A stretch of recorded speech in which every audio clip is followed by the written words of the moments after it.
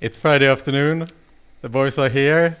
We have gin and tonic in our glasses. No, we don't, but we can cheers anyway, right? Cheers, Alex. Cheers, Igor. Yes, we do. Good to see you guys here. Good to see you guys here. Nice to see you again. Sneak one in. Sneak one in, yes. A little one, yeah. Yeah. It's okay. Microdosing. Of course. Just one drop. Yes, exactly. One drop is okay. And that's exactly what we need for the topic of the last topic of the power today, which is the purpose of the iGaming industry from first principle thinking. So yes, to have a little bit of a drink before is good for this very philosophical high topic. Guys, I mean, I've known you guys for a long time. Alex, we've got to know each other better recently, of course, but Igor, we've known each other for a long time, and back in the Power Hour era, of course. And I was super excited to gather you guys here today because both of you guys are two of the greatest thinkers of the iGaming industry, if there is such a thing. And it excites me because I think that these type of discussions is what's needed in the industry. But for those of you perhaps who don't know you that well as I do, let's start by just some short introductions here. Igor, why don't you go ahead? Do I need to talk about myself now? Right. I've run casinos for a while. I ran an operation, built a few platforms, player management platforms over time, which makes you understand the flow of gaming is from a player perspective. We run an education business now, where we teach various senior managers about how to improve their business. Been around for about 15 years in the industry now. But as long as Alex. Yeah, and actually you reunited us today because Igor and myself, we were old friends and we didn't see each other for maybe 2 years. Yeah, good 2 years, man. 2 years, 3 years. And actually it was like 5 years ago you came to Barcelona and we had one of these training of yours. And if I remember, it was like 2 times 1 week, 2 times 5 days. Yeah. With 1 month's interval in between. 7 years ago that was, mate. 7 years. 7 years Time ago, flies. That I remember the day when you told me, Alex, when I walk, I count my steps. I said, fuck these guys, a creep. I count my steps when I walk. I said, okay, shit. Wow. Actually, we talked about that yesterday during our podcast. Yeah, is that I've never learned so much than during this 10 days training. I mean, I'm not here to sell Igor's training or whatever, but the amount of knowledge we got that. And we're talking yesterday about exit coefficient and things like that. Thank you. Really incredible. I think we need actually another round after all these years. We'll go for some gin and tonics. Yeah. I don't know. Are things open yet? No, we're still on lockdown. No. Still in lockdown. I got We'll figure something out. I got some stash in my hotel room. Fair enough. We'll have a drink after this, that's for sure. Yeah, man. We'll have a coffee. Exactly, and maybe we'll put on the recorder as well. Let's see. Yeah, those are necessary during those chats. Yeah. Exactly. Well, thank you guys. And like you mentioned, Alex, here yesterday we recorded a podcast here in this very studio together, which was just fantastic. And I urge everyone to check it out as well. And the first 10 minutes is dedicated to you, Igor, actually. And you haven't seen it yet, but you will see it. I think it was a little bit more than 10 minutes. Yeah, could have been. But jumping into the topic of today, I mean, we're talking today about the purpose of the iGaming industry. It's a deep question. And I would love to hear you guys just kind of battle this out in general, what you guys feel here. Like, first of all, does the iGaming industry need a purpose, Alex? I think we all need a purpose. I mean, you don't want to be the guy that is selling guns, for example. You want to feel that you bring create value to society, you know, at least at some point. Maybe not in your 20s, you just want to eat the world and make some cash, but at some point when you get older, you need to feel a kind of sense of meaning in what you do. And when you talk with people in the iGaming industry, we always have the same kind of conversation. However, most of the people feel very uncomfortable to open that Pandora box because they feel actually that there is no purpose. That what we're doing basically is something bad, or we don't care. We're just getting money from players, and some of them have addiction. I do believe there is a purpose, and we discussed that extensively during our podcast yesterday. I can come back on that, but to be honest, I'd like to hear Igor's view, because we may not have enough time, and my point has been already made yesterday, and I can pinpoint 2 or 3 things, but I'd like to hear Igor about that. You're asking me about the purpose of, whether gambling has a purpose, and the first thing that popped into my head is the first dice was rolled around 5,000 years ago. Do you know that? Yeah, right after the Anunnaki landed on our planet. Right?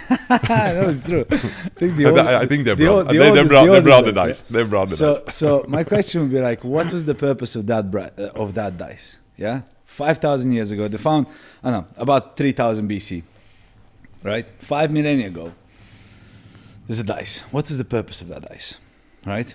And it gets me to thinking of everything we have today, all the complexities of the games, all the, throughout the ages, you can see how the games got more and more complex, especially now we're in information age. So now we need that tingle, right? We need, the jazz hands.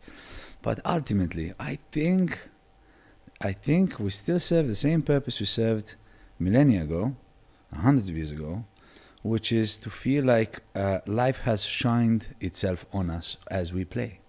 So when a player plays, whether it be a lottery, what's the purpose of a lottery? We're selling dreams, right? And I don't want to make it, corny or cheesy. So we're selling dreams. It's. I think we need that hope in life. There's many reasons why.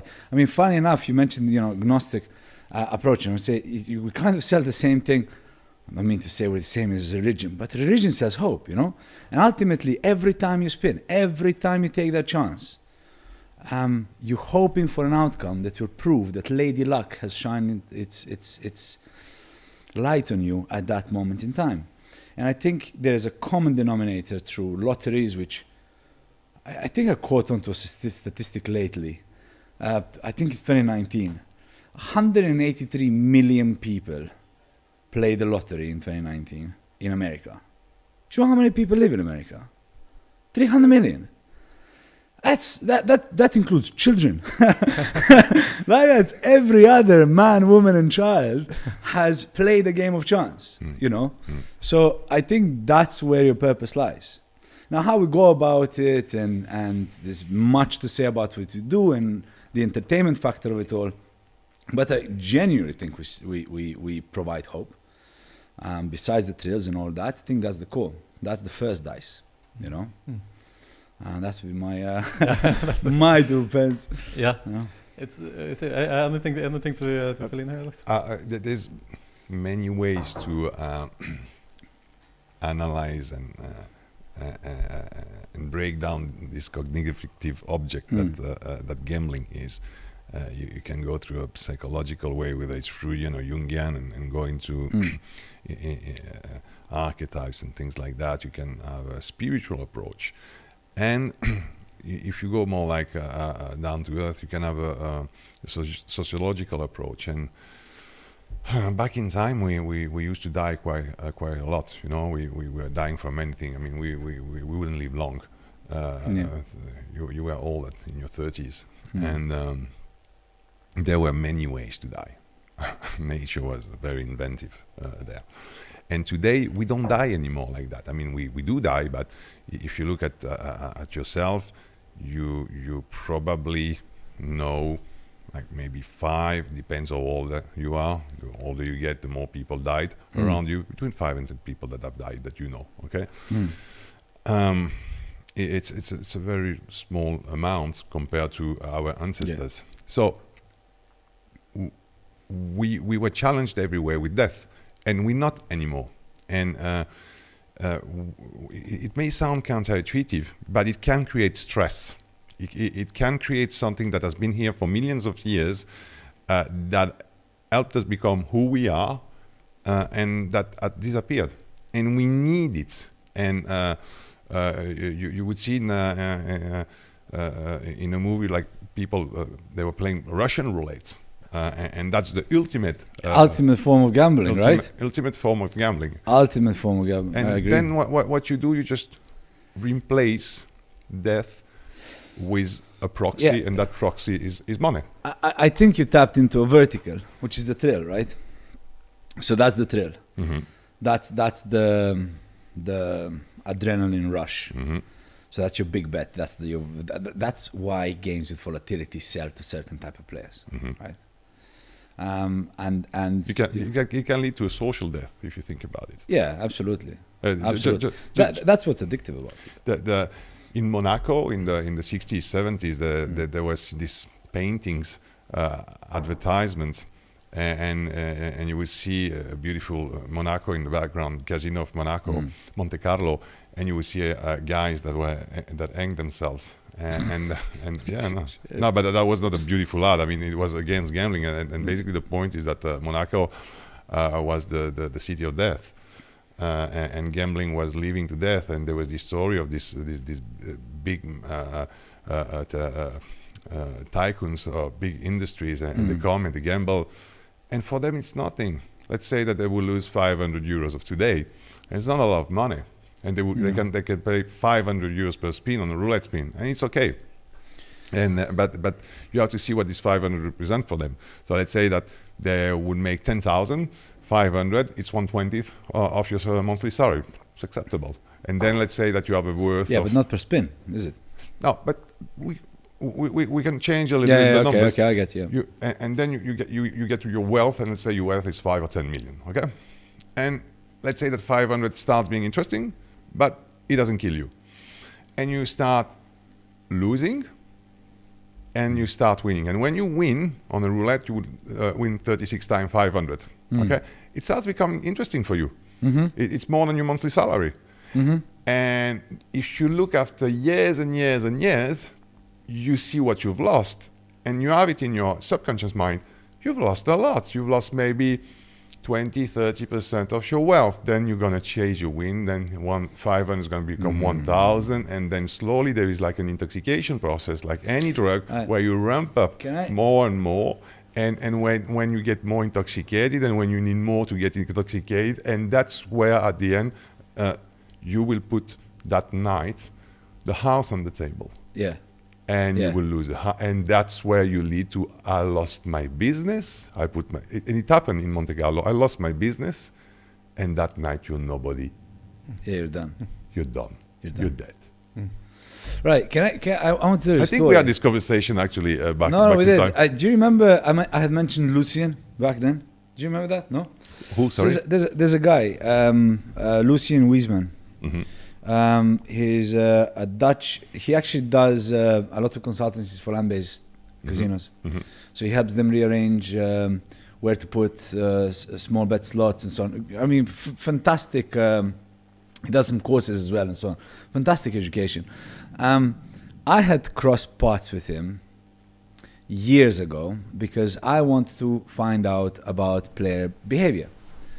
I was building a platform, or I can't remember. We were running an online operation, and I wanted to get into players' minds. And I said, okay, I want to go back into land. I want land-based. I want to understand, right?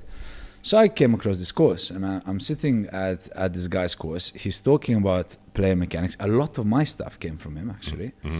Not the exit coefficients and the mathematics, but the player behavior understanding. You know, the time on device players and whatnot. And he had, as part of the, I think, introduction, if I remember right, said his story, how he got into it. So he started consulting casinos as a player. So he was a player, a losing player, for decades, until he understood the industry from the inside out so well that he started understanding what was wrong with the room. And I don't know where or how the bridge happened, but he becomes a consultant. And now as he's speaking to these CEOs and owners of multi-million-dollar businesses, there was a story, and if he ever does watch this, I'm sorry, mate, if I paraphrase this wrongly. Yeah, it's from a decade-old memory, but I think he was at an airport of some sort, and in his understanding of the games, he knew that bigger the bet, the more volatile the machine. Right, that's how it's supposed to work. So he was, I think, waiting for an airplane in the lobby. There was some sort of delay or whichever, and he found a room with a bunch of machines, and he went in and he found the machine with the biggest bet. He said, "This must be the volatile machine. I like volatile games." He started playing, and as he started playing, 3 spins in, he wins. He wins quite a bit. So increases the bet. Play, win again. And as he's talking about the story, I'm saying, great. I mean, it's a story about winning. What? It's a story about becoming an addict because of that first big win. Oh, he's like, I was so frustrated.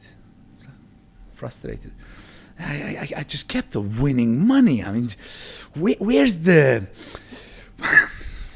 it's just money, right? He was getting really flustered. It's like at one point in time, I increased the bet and I started losing, and I lose. And all of a sudden, I'm 10,000 down. And now I'm realizing I wasn't supposed to be 10,000 down. I carried myself. So I'm all of a sudden I'm 15,000 down. I'm thinking, should I deposit? And I'm in a really drastic thing. I max out the bet and I'm just hoping for that win. And as you're seeing this man's energy. Now he's a late 50s, early 60s kind of guy, I think. Probably not 60s. I think he'll murder me if he sees this. Probably mid-50s, right? This guy's energy, as he was speaking, starts changing into pure excitement as he was talking about losing. Because what was coming was the crescendo, which was that one big bet that pulled him from minus 10,000, right? And he jumps there. It's like right up to break even. Right up to break even, right? And then I went. And then I left. I was happy, right? And I think... that's where I wanted to tap into these extremely wealthy businessmen, where it may be interesting for that roulette win to come in 36 times and whatnot. But I think at some point in time, that's where, I don't even want to talk about the addictive side of it, but it's part and parcel of the package. That's where the thrill and the excitement comes in, where you're putting it on the line. That's when you're walking the fine line, right? That's where the stigma came from as well. Because it's very easy for the house to capitalize on that and just tilt the scales a little bit outside. That's the old Las Vegas. Yeah. That's the money laundering, bootlegging Las Vegas, the Route 66, Nevada to LA, Nevada to New York, And that's where I think the thrill it's a two-sided blade, yeah? There's the chance for a win, especially on the lower end of the spectrum, less wealthy, the chance of a life-changing event, even, right? Yeah. And I think on a higher end, more wealthy spectrum, it's more about the risk, It's more about that €1 million bet or dollar bet, or that one moment when things might matter. Because wealthier you get, more...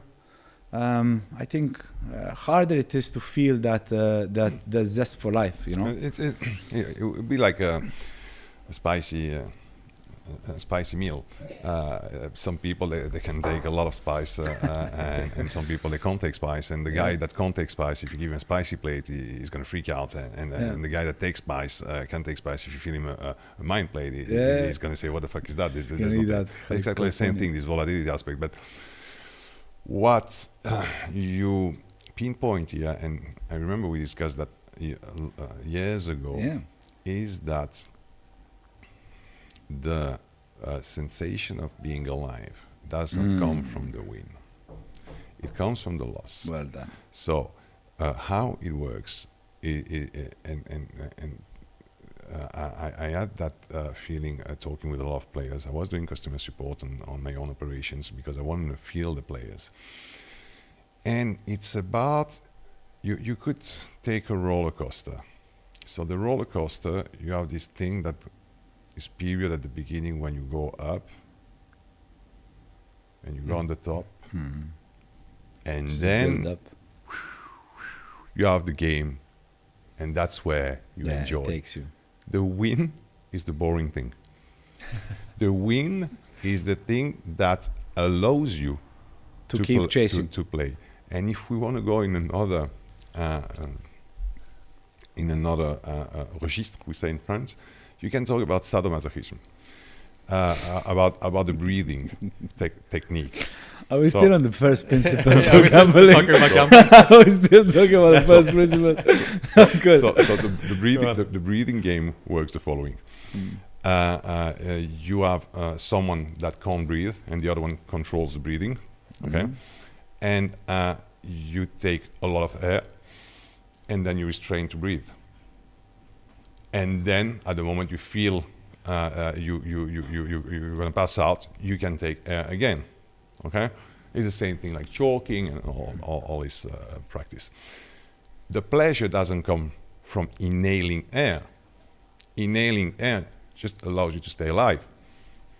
Okay, the pleasure comes from this long period, and it's the long losing period. The win is just quick, you know, that of not being able to breathe and losing consciousness, and then you breathe again, and that's the win. The win is just the thing that makes you keep alive, go back to normal. And then you have this long period of losing, where basically what you want to test is how far you can go. To quote Alan Watts, how far can you take it?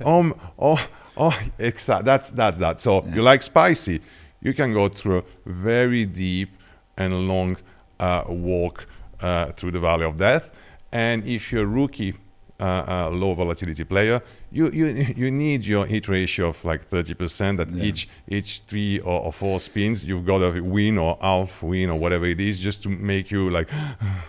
Yeah, but that's where that last sentence is where our demographic isn't uniform, right?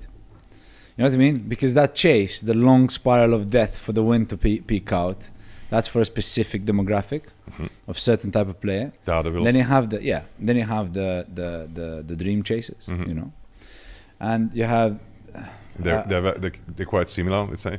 Yeah, I mean, they're on the high volatility spectrum. Yeah, but the dream chasers, I mean, they're there hoping for a life-altering thing, and I think they actually don't know what they're getting into. That's sort of that virgin experience of gambling, where you know, like you know what I mean. The Daredevil is darker. You know, I mean, in all ways. Right. The jester? Are we talking about the jester now? Anyway, no, we're not archetypes. We're into the Jungian archetypes. But I mean, I think a distinction here as well is when we talk about different type of gamblers, it's also related to what products they prefer, right? So when we talk about the purpose in gambling, maybe it should be broken up to products instead. What is the purpose of poker? What is the purpose of casino? What is the purpose of sportsbook? Because you have different demographics that are drawn to the different products in a sense as well. Yeah, do you want to take this on? Or? No, go on. Mate, I think that the products are just many faces of the same thing, in my personal opinion. I think that we feed base 3 types of players, which are your dream chasers and your thrill chasers. You can categorize them the same or not. Yeah, because you can say that the dream chasers are more likely to play high volatile games, but particularly playing lotto, for example. Yeah, lotto, jackpots, and so on. Yeah, low risk, but they have the dream in their mind to this is their low bet, chance. High potential win. This is their chance of making it, so to say. But in, let's say, sports betting, for example. No, switch to poker, right? Yeah. Sit and go versus heads up. How is that any different? How is a sit and go, which is your low bet player, low volatility, time on device player, any different to a high stakes, no limit heads up poker, which is your high bet, high risk, high reward? You get me? Exactly. Right? So you'll probably find like micro segments within those products too, if you want to use edge cases. But if you look at poker as a whole, you could easily make the argument, if we talk about the purpose here and what we want as a purpose, you could easily make the argument that the purpose of poker is for people to socialize. for example. So you can play a poker game, and in a way you're exposing yourself as you play poker, because when you sit in a tournament, for example, the pulse goes up. You remember that's on the in the tournaments you have the pulse watches. You see the pulse goes up of the players.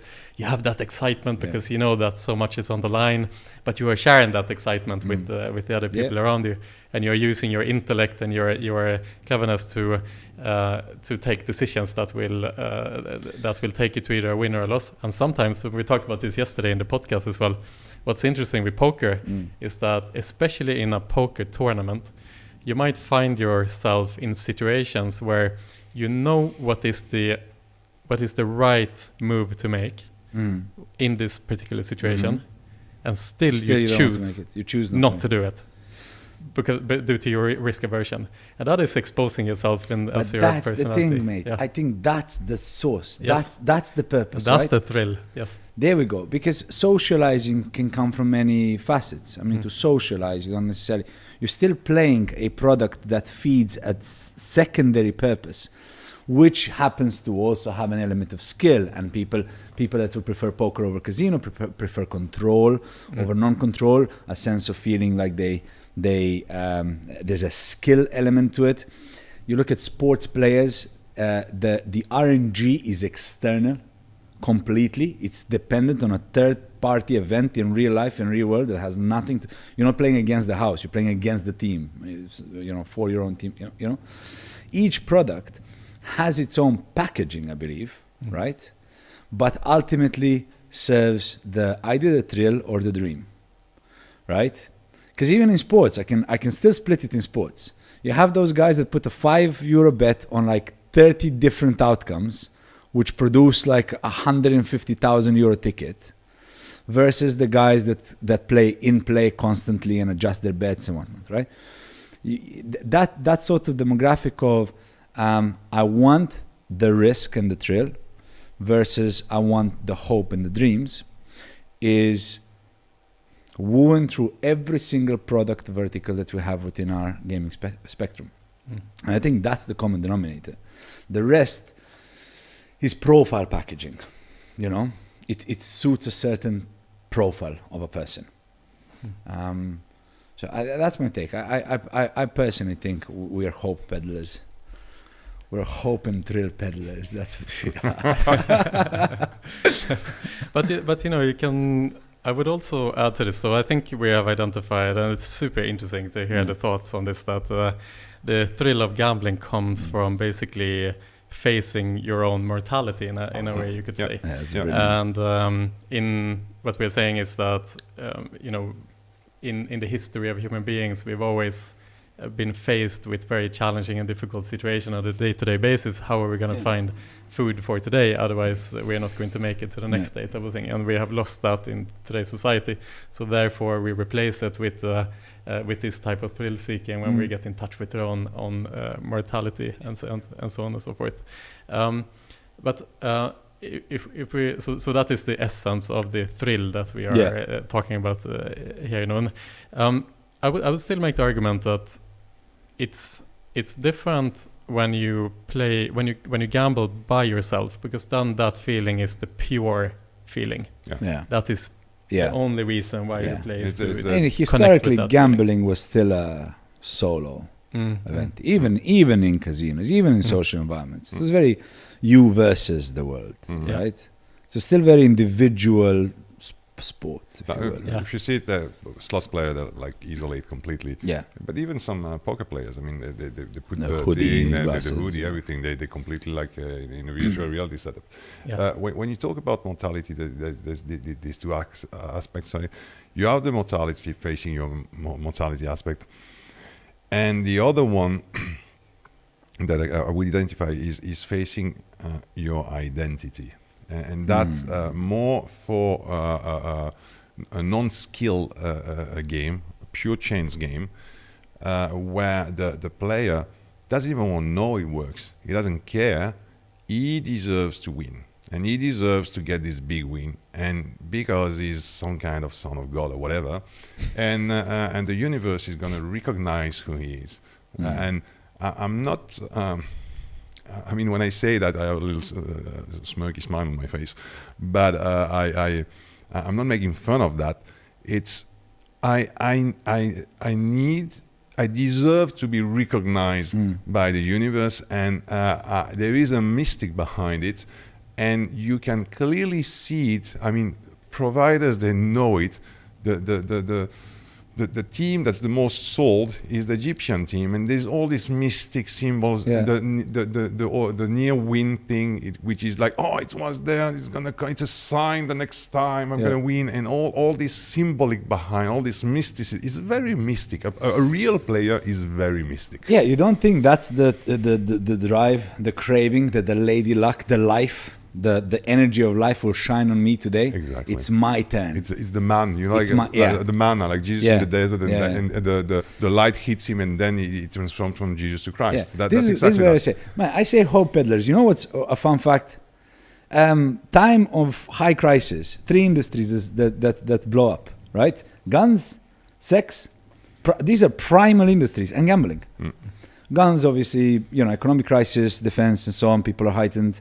But sex and gambling, right? And so we fall within, you know, it's a pity that the stigmatic of gambling puts us in a position where we're like selling nothing or appealing to no real purpose.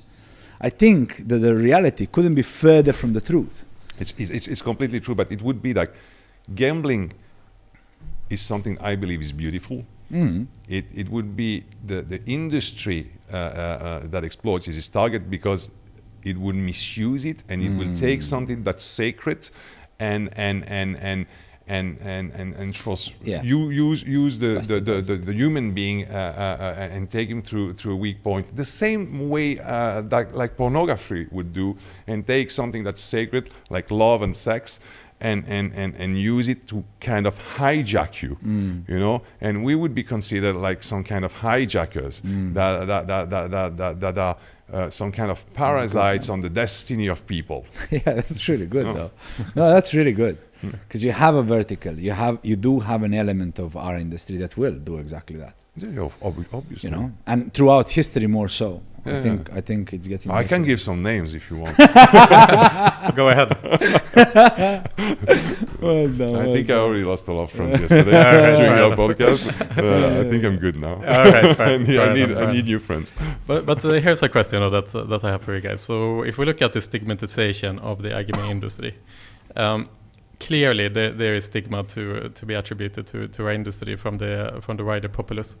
However, if we look at the Las Vegas as a phenomena, and we compare the thrill of kind of going to Las Vegas and what it means and what it stands for to the iGaming industry, you don't really have that many voices that are crying out for a ban on gambling in Nevada, for example, or that Las Vegas should not be allowed. I think most people agree that this is kind of like this is something that should be there. The bad boy. And there's this romanticization about Las Vegas. You go there and you come back, either you win, you lose, and it's accepted in a way. Yeah. Why is it that Las Vegas is accepted and all that comes with it, and you know, the extremes that comes with that place, whereas the iGaming industry is just accumulating stigmatization? Just for me, one sentence: U.S., U.K.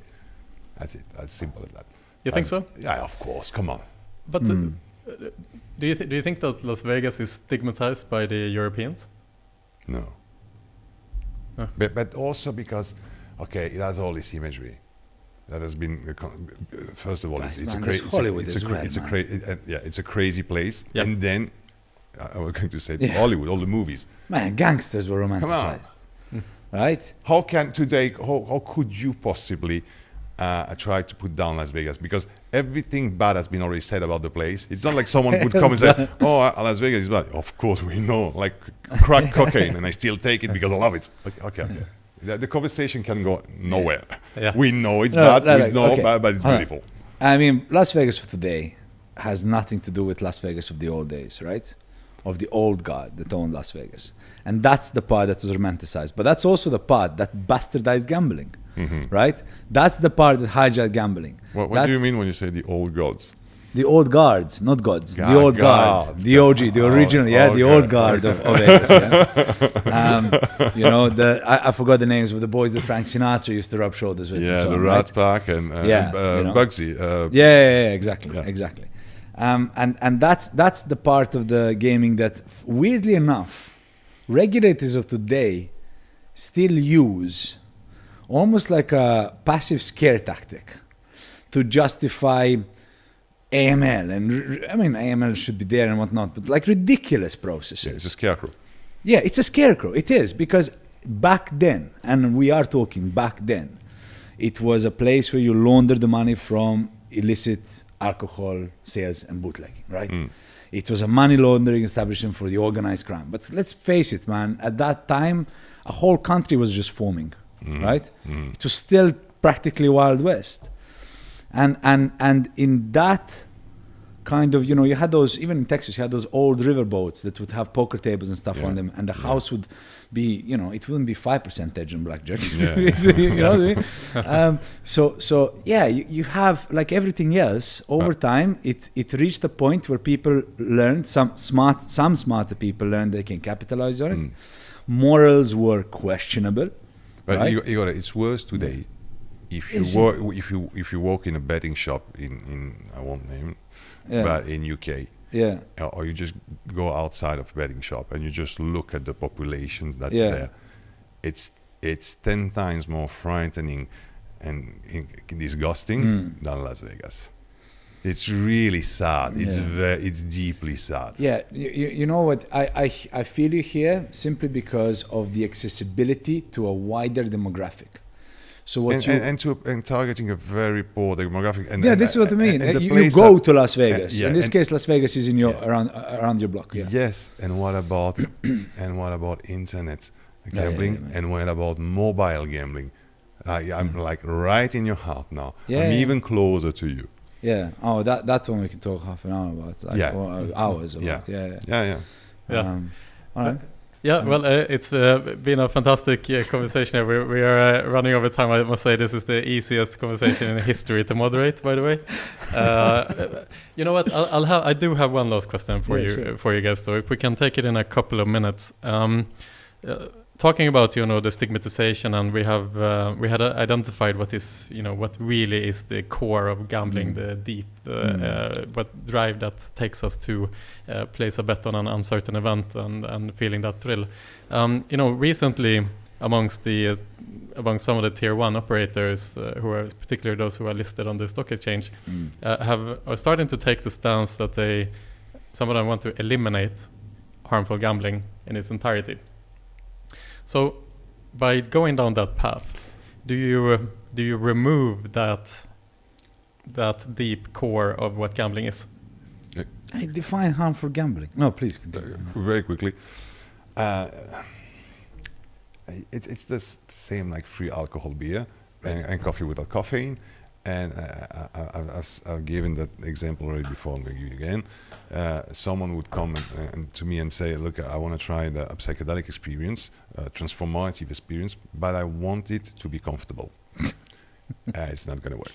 It doesn't work like that. And gambling works because it's not comfortable, because it hurts. Play poker without money. You have it. Poker without money, it would be the most boring game.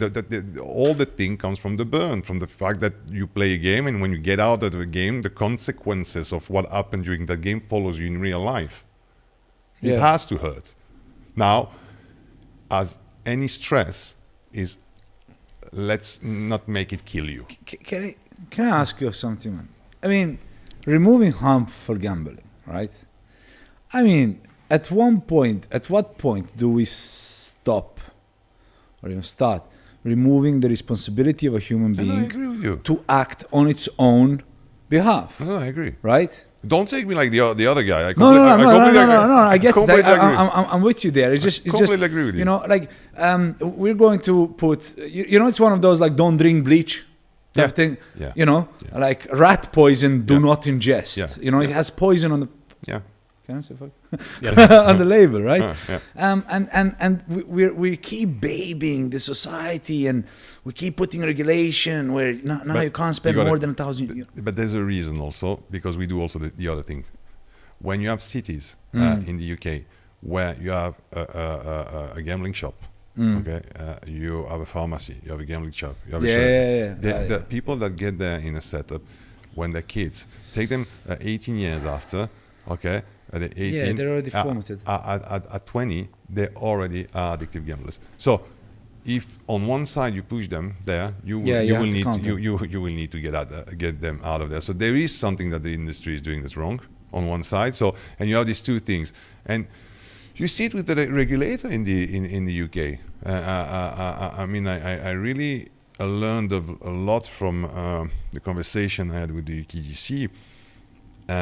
They really made me look into what was responsible gaming. But on the other side, when they allow advertisements during soccer games, football games that are watched by kids, they let the big ones throw their cash missing there. The forest so the trees. On one side, you push to create the problems. It's like you will unleash the dealers in the streets, and then on the other side you will fight the drug dealers, and you spend money here and there, but you take one in the middle. No, come on, we wouldn't need to go that far, and then also put the responsibility on the operators if things were done properly on the other side. So yes, at some point you need to regulate, because on the other side you let. Yeah, I just think regulation is not done effectively because it's not informed well enough. It's that fine line with allowing the risk to take place, but not killing people basically, and that's that line is very fine. Basically, it's so hard to find that. To draw it, you need informative people in decision-making process, and that's generally not what happens with governments. Yeah. Guys, it's been an absolute pleasure. I knew this was going to be the case. I wish we had more time, but we'll have to absolutely follow this up for sure. So, shall we do a little bottoms up here? Bottoms up. Yeah, bottoms up. Cheers, boys. Cheers to you both, and thank you everyone who listened in and who are still here in this very deep conversation. It's been fantastic end to the Power Hour today, and wish you all a great weekend, and take care of each other. Ciao, guys. Okay.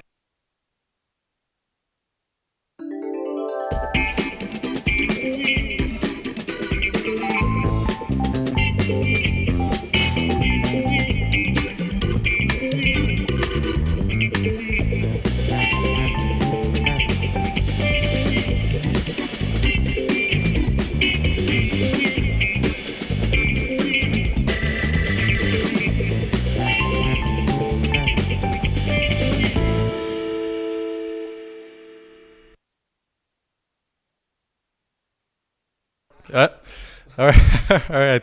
So again, thank you all so much for tuning into the Power Hour today. Before we close off, I just wanted to quickly mention the polls that we've been running today. And there's particularly one poll that I wanted to mention, which is the related to the German regulation discussion that we had earlier, which is basically what RTP do you expect will be reasonable in the German market based on the new 5.1% tax on turnover. And 31.8% of you guys are saying that the RTP should probably be set at somewhere more than 90%, whereas the rest are voting for less than 90%, somewhere between 80 to 90%. So that's some interesting findings that we have here as well. And last and not least, the last poll as well is based on when do you expect to attend your first in-person conference post the pandemic, which is obviously very interesting to us as conference organizers. And surprisingly, 41% are considering to attend conference by Q3 in 2021 again. So that's promising. All right, so that's it for today's Power Hour. And again, wish you all a great weekend. Take care of each other and stay safe. Thank you.